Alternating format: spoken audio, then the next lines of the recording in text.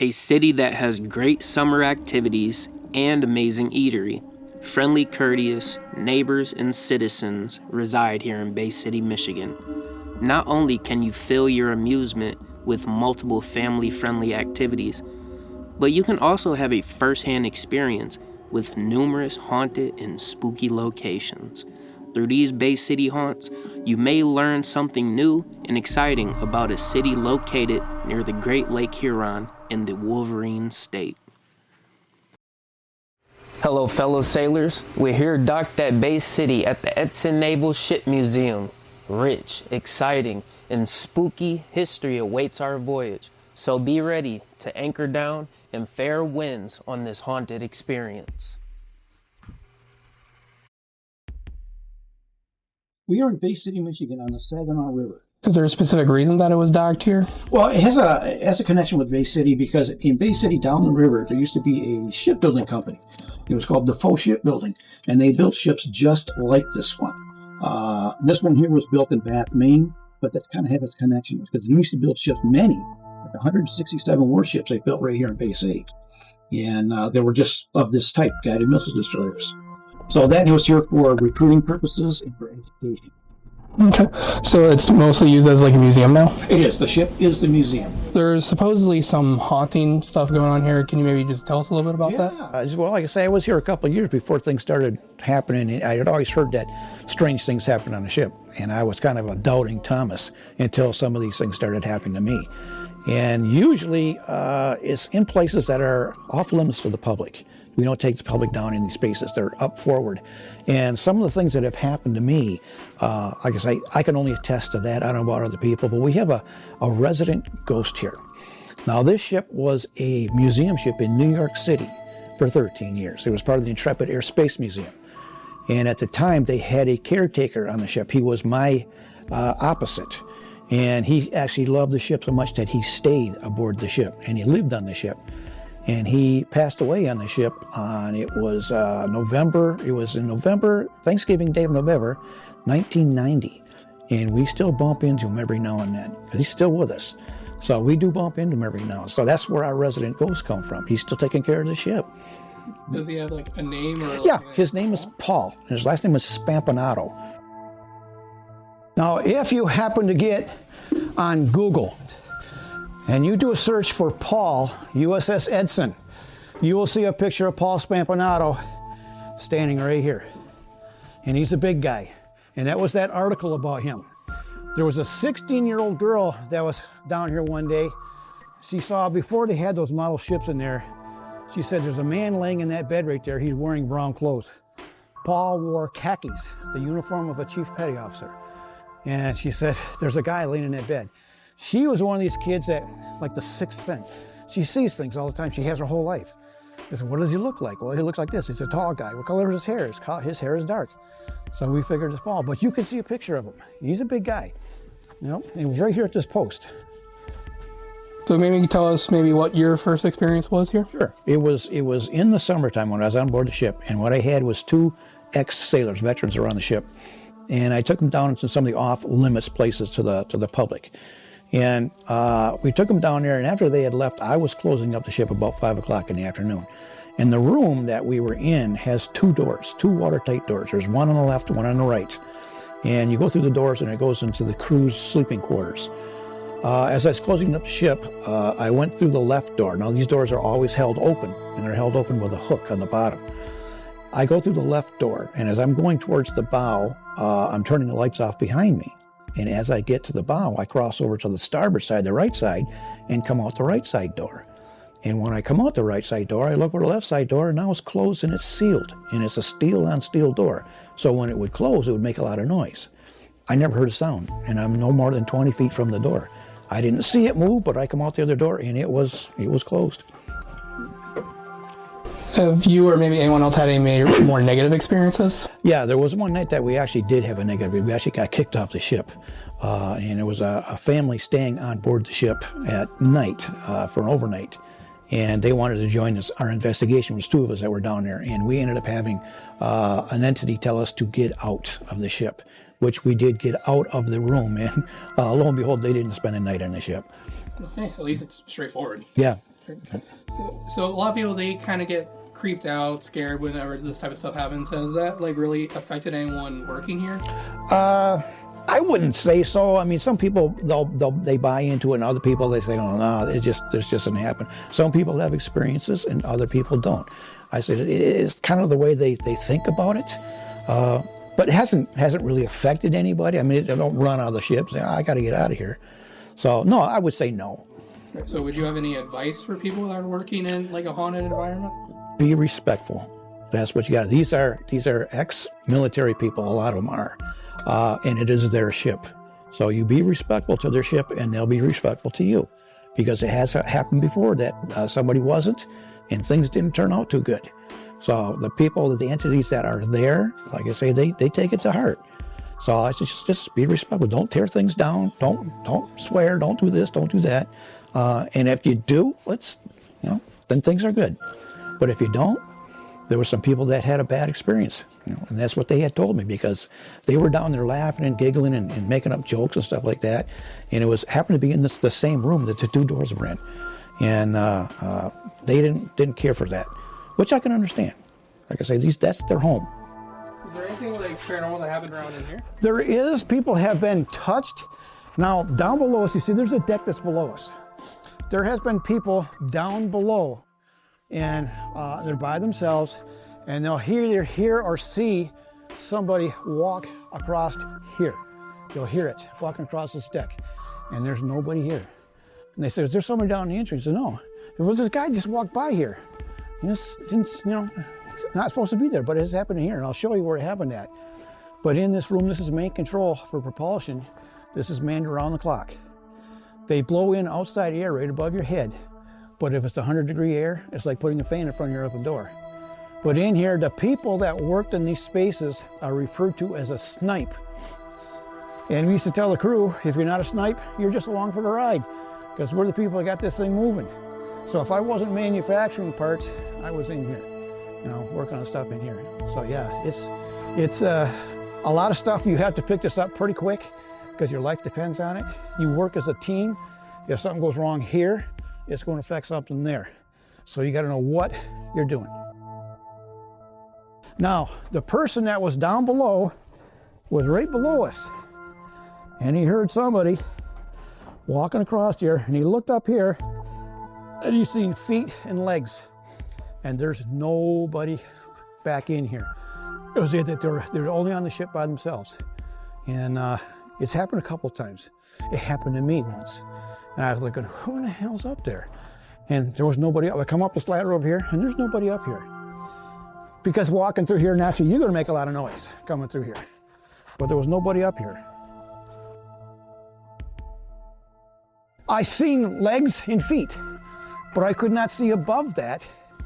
It's kind of, I want to say, foggy or blurry, but that's all I heard. And sometimes when we have the Halloween ship in the fall, we have an actual real haunted ship, and people have been touched walking through the Halloween ship. And it's not by humans that they've been touched. Like I say, they'll get tapped on the shoulder, hair pulled, because they're not allowed to touch anybody anyway. But they have actually experienced things like that. Or walking, like I say, into a room where they feel very uncomfortable. So yeah, we've got an authentic ship.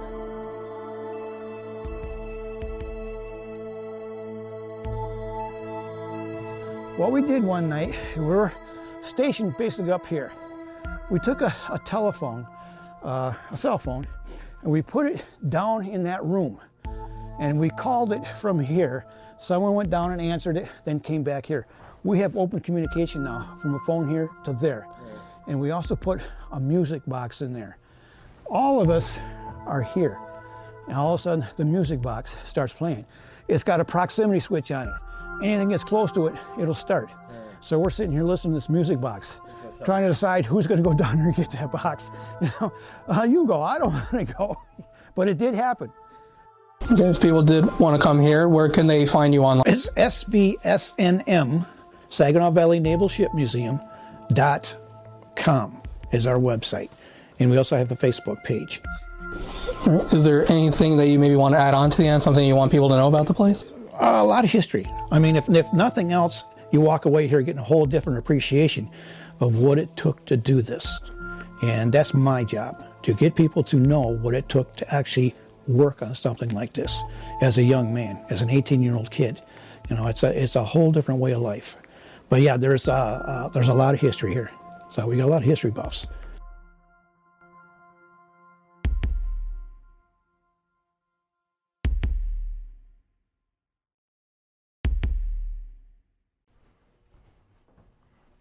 Well, well, well, look what we have here.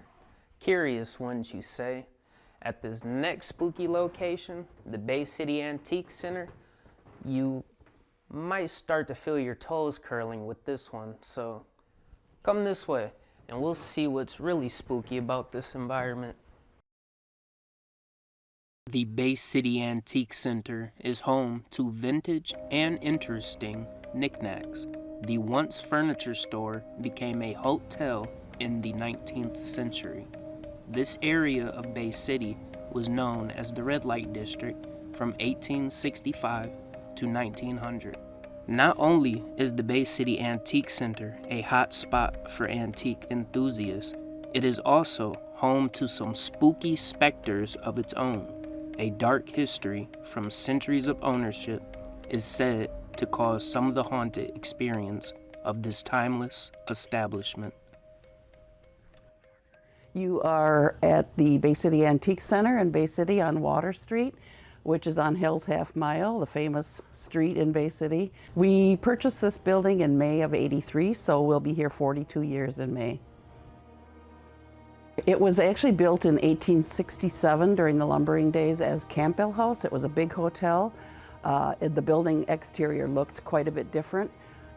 It was more ornate, and of course over the years that was the ornate parts were taken off because Rosenberry Furniture purchased the building, and they of course wanted to modernize to make their famous furniture store. They used all 3 floors plus the basement for furniture display. They were very, very well known in the area. We grew up in Seawing, which is about 30 miles into the Thumb, and we were in the antique business already, doing antique shows all over the country. We'd be in Denver, Dallas, New York, Farmington, Connecticut, Pennsylvania, all over the place. So we would have a trailer that we were hauling from Seawing to Bay City. Was a 2-lane road, and then we'd hop on the expressway, and it was expressway pretty much every bit of the way from there.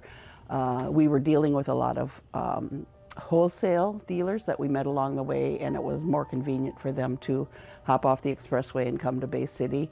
Plus we needed the large storage for inventory to do the wholesale, so it just kind of evolved from there, and that's the story. We're probably one of the few stores that has a 1907 Maxwell automobile in it on display. That's one that's been in my husband's family for many years. Then it was at Deer Acres, and we purchased it back to use. It still operates, so we have that on display. We have a huge wine press, wood wine press from Austria that we shipped over in 1978. We used to do a lot of importing. We have a gypsy wagon that we purchased in Europe, all hand painted and ornate. So we have some pretty unusual items in our store. Okay, and it's come to my understanding that there's supposedly some sort of spiritual presence here, is that correct? Yes, many of our customers actually have experienced things. First of all, Rosenberry's employees, after we opened, came to us, and different ones would come in and they'd say, "Have you experienced the ghost or the presence here?" And I had not, to be quite honest. I was too busy working, I think. But you know, as we had customers come in and some of the working vendors, they would tell different things of presences. One in the basement, Rosenberry's on the 3rd floor, supposedly Joe Fernier, which is the same name as ours. He was a lumberman back in the lumbering days, and he was killed across the street at the foot of 3rd Street Bridge by Blinky Robinson from Saginaw. So they seem to think his presence is here. And on this floor, a Victorian woman. And some of the people have actually described her dress and everything. So, you know, I can't attest to it, but I can pass on the information that I have been told. I think most of the things that they're experiencing are probably more from maybe the hotel days and the, you know, from that period of time, it seems. Recently, one of the customers, probably within the last 2 or 3 weeks, I was talking with, and she had gone down in the basement, and she said as she went down, it became very heavy, and she's very very receptive, she says. Another one back in the corner in that room, one of the vendors was working and had a tap on the shoulder, and she turned around and no one was there, thinking it was a customer, but you know, she can't explain it. A number of people have felt a woman presence on this floor, dressed in Victorian clothing. So those are just some of the things that people have relayed to me. We had an experience right here. We were doing a ghost hunt, and I asked, does anyone want to speak with me? And then the voice box responded, what the hell?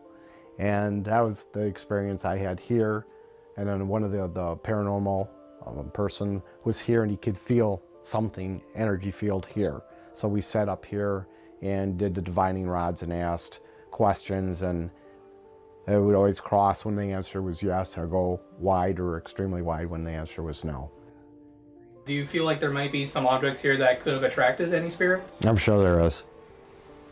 Right, so like, how would you describe the presences here? Are they benevolent, friendly? Do they like just kind of just wander around?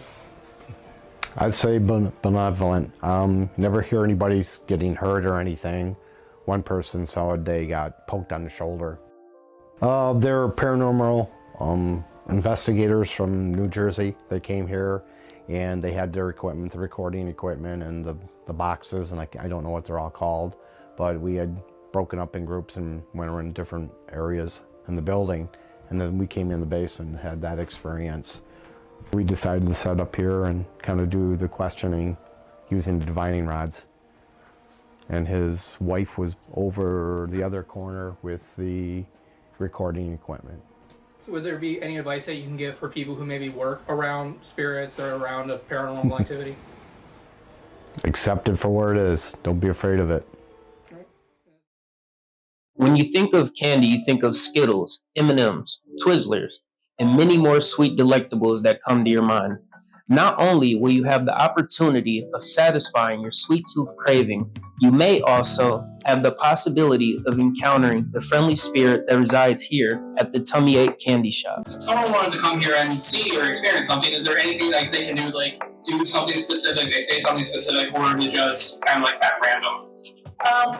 There was a customer in here that misplaced her money, and she felt frantic because that's what she had, and so she had to search the place. She got a voice in her ear and told her where the money was. It was a $20 bill, I believe, and told her where it was. So that was a real neat, kind of like an experience of one-on-one. And I didn't realize that until the book had come out, that experience had happened in here. The kind of people that it would take to experience that, or how to experience that, you say? I think that sometimes we can fish for experiences and that doesn't work.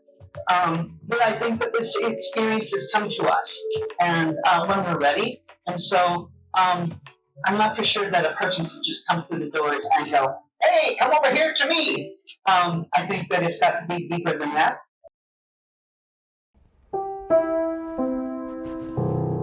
Oh, hey, I didn't even see you there. Are you starting to feel the chills yet? I thought you would. At this next location, your body might experience some spirits of its own. At Voodoo Tattoo Shop, you might receive more than just some ink. So follow me and let's see what's really haunting about this body art. The once Memorial Presbyterian Church of Bay City now is the home of the Voodoo Tattoo Shop. Once a Sunday school missionary chapel founded by Bay City pioneers, the creation of this chapel would not have occurred if it wasn't for Albert Miller in 1871, who donated the land. The original location was moved to a permanent location in 1893 to the corner of Lafayette and Marsac Street. Owner Justin Rodriguez had the goal of preserving the Catholic aesthetic that was originally adapted in his previous shop location. Ensuring the church would be used in a positive light was highly important to Mr. Rodriguez and the previous owners and members of this 123-year-old church building. What interested you? Said it was your brother-in-law, correct? My brother-in-law. That started the tattoo business. So Yes. maybe can you go into what got him interested in that? He was an artist, and back in 2005, he decided to open up a shop here in Bay City. He's had 2 shops, one on Madison and one on Columbus Avenue. And then 2015, my sister and him acquired this place, and we've been here ever since. The candle business downstairs, can you talk about what got you interested in starting that? Actually, my sister acquired that business in 2003. She did it out of the basement of her home and also out of the basement of one of the other shops. And then when they purchased this place, they decided to put everything all together. And I came here in 2019 and then started working with her here. It's always been like a dream of theirs to own a church. Not saying we're very religious people, we're very spiritual people, and it's unique. I just thought it would be a great place to open. Ever since I've started here, when I first started, I was cleaning upstairs, and we would, you could just feel the presence here. I've seen full-bodied apparitions. We've had things like poltergeist activity, things fly off shelves, carts move. Working downstairs, there's times one of my tables will start shaking. I've have caught like glimpse of shadow figures walking past down the hallway towards my sister's office. Up here, I've had a full body apparition walk from Justin's room up and go right straight through the back room. One time, another former employee came in and I said good morning, and one of the candles on one of the shelves flew off the shelf and fell on the floor. We've had boxes fly downstairs. Another friend of mine was here one morning and we were standing there, and it's just it sounded like somebody said, "Hey," and there was no radio on, no nothing. It was just me and her. Former employees, when we were renovating this place, they were actually staying in the basement just to make sure that we didn't have a security system at the time, so they would stay in the basement to make sure nobody broke in or anything. And occasionally they would hear, like, they'd be downstairs sleeping and they'd hear footsteps upstairs walking, and I'm not for sure they've actually, saw things, but I have seen things, so. Yeah. And you feel like the presence here is positive, correct? Positive, yeah. I've never got a negative feeling here. It's really heavy during the holiday season, and we chalk that up to it being a church. Like, parishioners were here, for church services during the holidays. On Sundays, when I used to clean here on Sundays, there was nobody else here but myself. You would constantly feel that presence of they were getting ready for church. Like, if you're in the basement, you'd hear them walking back and forth, like they were getting ready for Sunday services. In the holidays too, especially when we start playing Christmas music, it seems to really liven it up a little bit. So they enjoy Christmas music? Yes, they do.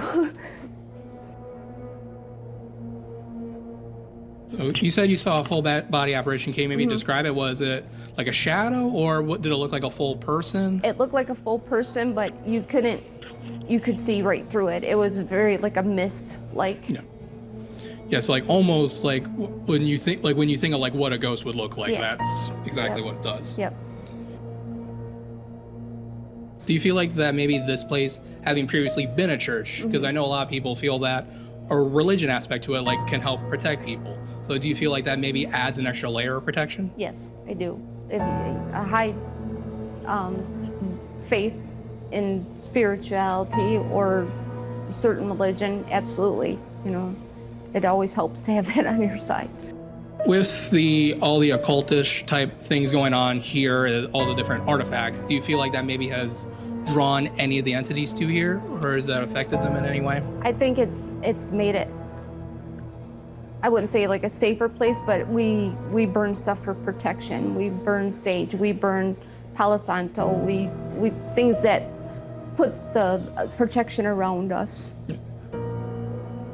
Is there anything else that you wanted to add to maybe just anything that you wanted people to know about this place or about the presences that are here? I don't feel threatened by them. I think they're more curious about what we're doing than anything. I would just say, don't be afraid. Come on in, check it out. And I would eventually like to do like an investigation here, like a full-on investigation with the team. I think it would be great. The Edson, Voodoo Tattoo, Tummy Ache Candy, and the Antique Store of Bay City will grant you more than the average Tri-City experience. So tuck tight, sleep nice, and always wonder what will haunt you next.